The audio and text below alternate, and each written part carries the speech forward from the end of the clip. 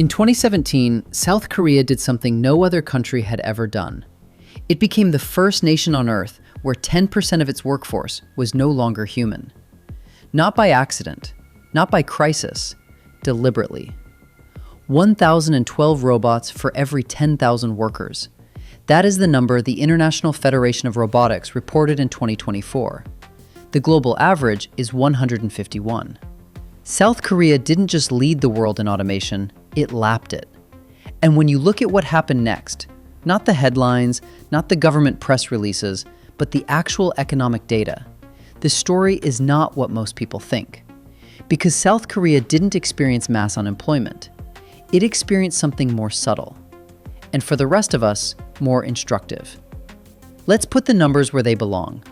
As of April 2026, South Korea's robot density reached 1,220 units per 10,000 employees. That is 8 times the global average, double what Germany has, triple the United States. The country has been adding robots at 7% per year, every year, since 2018. This is not a pilot program. This is not a trial run. This is the entire manufacturing base of the world's 10th largest economy being systematically automated. And then came artificial intelligence. Not the chatbots, not the image generators, the kind of AI that reads legal contracts, analyzes medical scans, processes insurance claims, writes code. The kind that replaces white-collar work. A 2025 OECD report on the Korean labor market found that 56.5% of Korean firms that adopted AI said it had already replaced specific tasks within existing jobs. 32.2% said it had directly eliminated positions. 1 in 3 companies that adopted AI started cutting headcount. Not planning to cut, not considering cutting, already cut.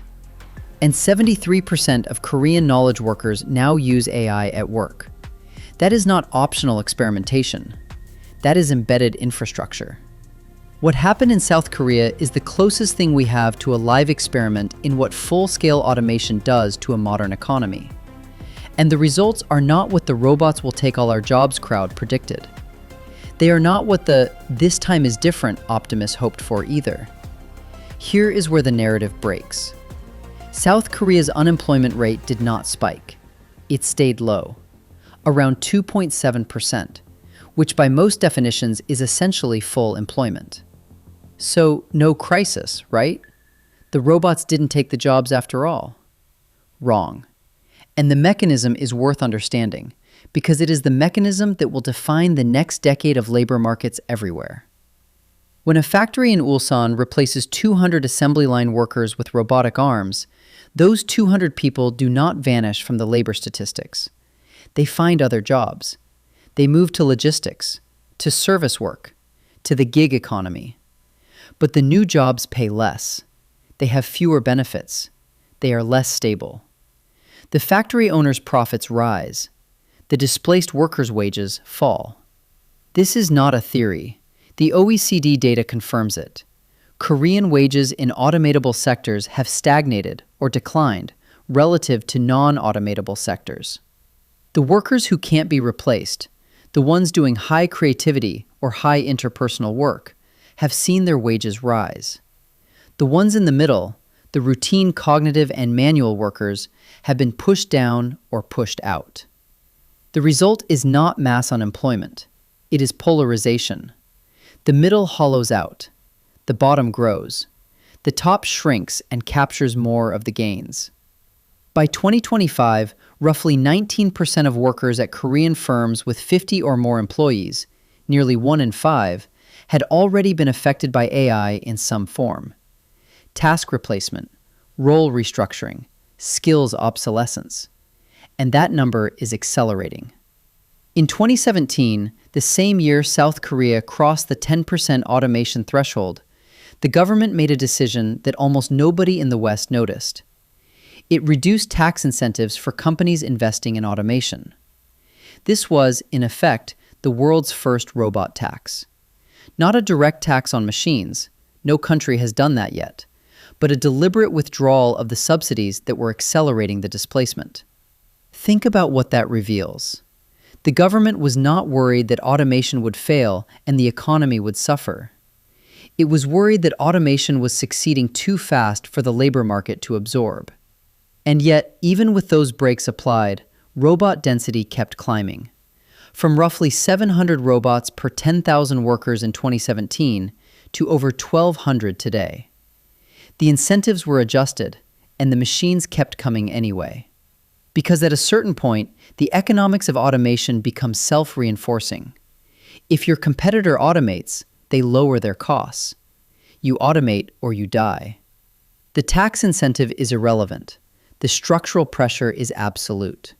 This is the part of the South Korean experiment that should concern every worker in every developed economy. The government saw the train coming. It tried to slow it down.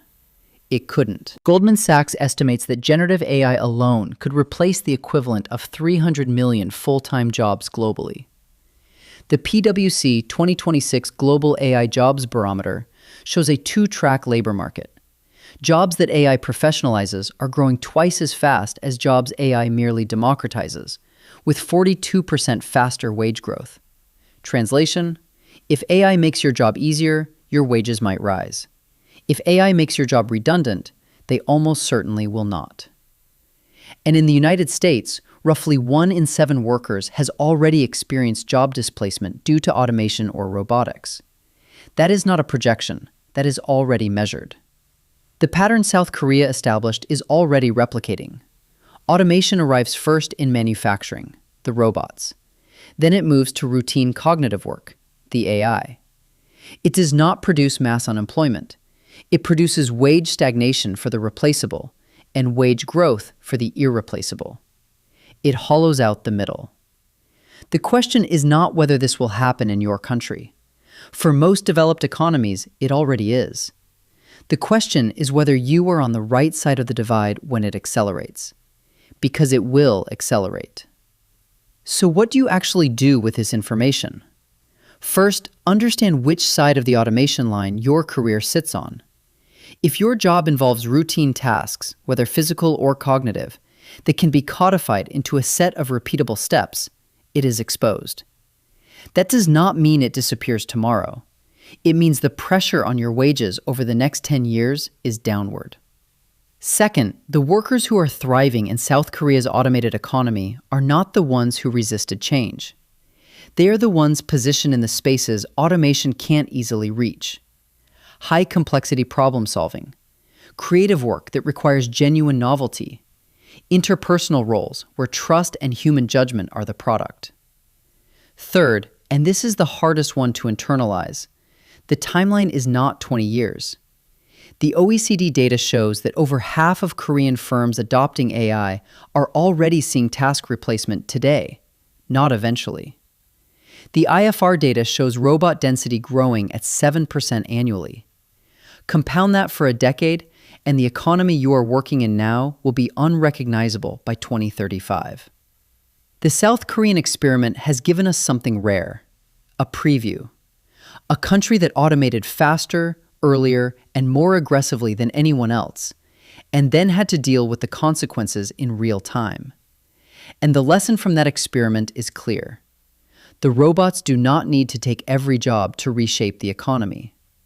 They just need to take enough of them that the balance of power between workers and employers shifts permanently in one direction. That shift has already happened in South Korea. It is underway everywhere else. And the gap between the people who understand this now and the people who understand it when their job is the one being automated will determine the quality of the next 20 years of your working life. That is not alarmism. That is arithmetic. If this video gave you something to think about, subscribe to Neo Economy. We publish economic analysis every week focused on what actually affects your financial life. No spin, no jargon, just the data and what it means for you. If you have a story about automation affecting your industry, drop it in the comments. I read every one. And the next video might be built around what you share. We'll see you in the next one.